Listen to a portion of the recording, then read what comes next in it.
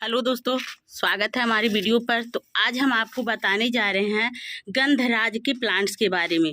दोस्तों, ये हमारा गंधराज का प्लांट्स है और ये बहुत ही सुंदर फूल देने वाले हैं, क्योंकि ये अक्सर इसमें क्या होती है कि जब हम इस पर केयर करना छोड़ देते हैं तो ये प्लांट्स की पत्तियां जलने लगती है और ये लस ग्रीन बिल्कुल भी नहीं होती है। इनमें हमें कौन सा पदार्थ का यूज करना चाहिए, खाद का यूज करना चाहिए, सो मैं आज आपको बताऊंगी। क्योंकि कभी कभी इनकी स्टेम जो होती है अधिक गर्मी होने के कारण ये प्लांट्स सूखने लगती है। इस तरह से सूख कर ये बिल्कुल लकड़ी की तरह हो जाती है। तो इसको हमें करना क्या है, कौन सा ऐसा ट्रीटमेंट करना होगा जिससे हमारा प्लांट से हरी भरी और इस तरह से सुंदर दिखेंगे।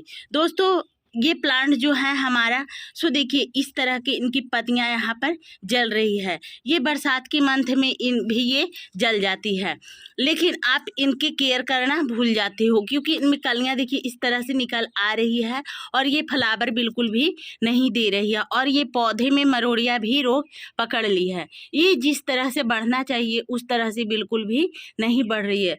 दोस्तों, कि कभी कभी प्लांट्स को क्या होता है, अधिक वाटरिंग के वजह से ये प्लांट्स खराब होने लगती है। नहीं तो फिर आप ये जो हमारा प्लांट्स है ये बहुत ही सुंदर और अच्छे होते हैं। और इनके प्लांट्स को कब कब आपको कैसे रखना होगा सो मैं आपको बताती हूँ। सबसे पहले जान लीजिए कि ये प्लांट्स जब अधिक गर्मी हो रही हो तो सुबह की धूप में इसको कम से कम 1 से 2 घंटे तक रख ले, और नहीं तो फिर आप शाम को समय रखें, क्योंकि शाम के समय गिरता हुआ ढलते हुए सूरज का धूप रोशनी पड़ती है, उससे भी हमारा प्लांट सुंदर रहती है।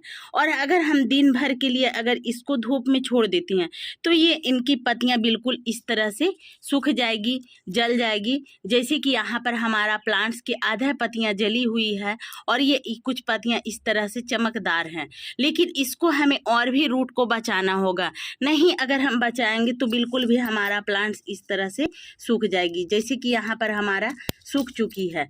देखिए मैंने यहाँ पर इस तरह का डंटी तोड़कर निकाल दी हूँ। ये आपको सूखी हुई डंटी इसी तरह से तोड़कर हटा लें, क्योंकि अब इसमें आपको डालने की क्या आवश्यकता होती है। जैसे कभी कभी प्लांट्स को फुल हेल्दी का आवश्यकता होती है, तो ये हमारा है कोकोपीट। ये कोकोपीट को फुलाकर भी डाल सकते हो। अगर फुलाकर नहीं डालना चाहते हो तो आप इस तरह से भी मिट्टी में मेल्ट कर सकते हैं, इसको मिला सकते हैं। क्योंकि ये कोकोपीट जो है बहुत ही बेहतरीन ये पदार्थ है और ये मिट्टी में सोइल में ये जाते ही ये अपना पौधे को रिस्पॉन्स दिखाना स्टार्ट कर देती है। तो हमें इस पर कोकोपीट का पहला इस्तेमाल किए हैं। इस तरह का कोकोपीट आपको मार्केट में कम से कम 50 से 60 रुपये में एक मिल जाएगी। उसको ले आएँ, उसको तोड़कर आप फुलाकर भी डाल सकते हो इन पर, और नहीं तो आप सूखे हुए भी ड्राई डाल सकते हो। क्योंकि डालने के बाद हम इस पर फूल पर यहाँ पर मैंने पानी वाटरिंग की भी आवश्यकता करती हूँ, इस पर डाल देती हूँ। उसके बाद हम आपको बताते हैं कि आपको लेना क्या है, क्योंकि ये हेल्दी प्लांट्स है। इस पर अगर हम केयर नहीं करते हैं तो ये हमें प्लांट सुखा देगी। तो आइए हम आपको दिखाते हैं 90-90-90। ये हमारा है NPK। इनका मतलब हुआ नाइट्रोजन, फॉस्फोरस और कैल्शियम। ये तीनों ज़बरदस्त हैं इनके लिए। ये उर्वरक शक्ति को ये बढ़ाती है और ये हेल्दी भी करती है। तो हमें करना क्या है, सबसे पहले हम आपको दिखाते हैं कि यहाँ पर आप एक बॉटल ले लें। एक बॉटल में हम पानी भर लिए हैं। यहाँ पर करीब मेरा 1/2 लीटर पानी है। अब ये 1/2 लीटर पानी में हम आपको NPK डालकर बताती हूँ कि आपको डालना कितना है।